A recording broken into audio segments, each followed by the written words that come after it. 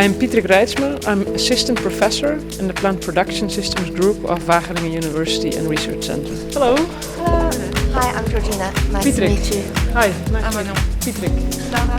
Patrick. Noemi. Hi, Patrick. Hi. My work very much focuses on the impacts of climate change on agriculture, including also adaptation. So how can farmers adapt to climate change? At the same time, I also work broader on agriculture, on sustainable agriculture. So how can we produce in both environmentally sustainable, economically sustainable, and also socially sustainable. Is there a strong link between agriculture and climate change? Because most of the time people don't associate both. How are they linked? Yes, there's definitely a link between agriculture and climate change. And for a long time, people focused very much on the impacts of climate change on agriculture.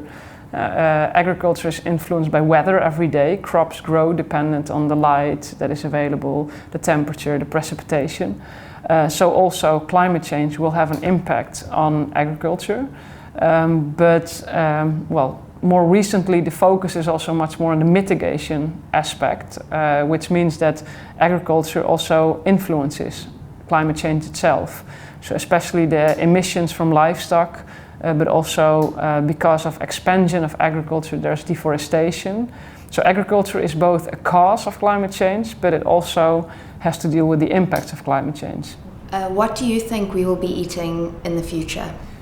Well, I think a large part of our dinner will be probably quite similar as it is today, but at the same time, there are certain things that will change. And as mentioned already before, I think we realize more and more the influence of eating meat. So it influences CO2 emissions, or emissions of methane and other greenhouse gases. And livestock production also, you need a lot of crops, a lot of feed to be able to eat meat, so it also influences deforestation.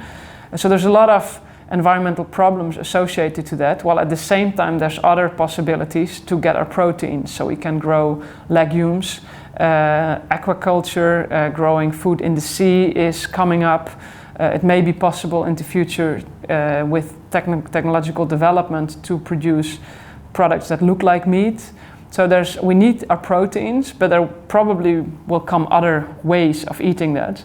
I'm not sure how far we will be in 2050, but I think consumers also are becoming aware that changes are needed. To what extent will agriculture be discussed at COP21? Will it be a minor or major topic?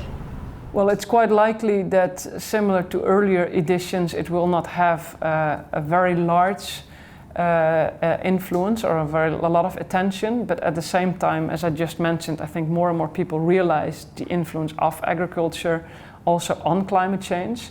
The summit will focus more on how to reduce CO2 emissions than how to reduce the impact, so it will not be about adaptation but mitigation. And the fact that especially livestock production, but also deforestation, has an influence on climate change is something that we have to deal with. So I think this is the main thing that will come up there, although that's more focused on soils and also arable agriculture.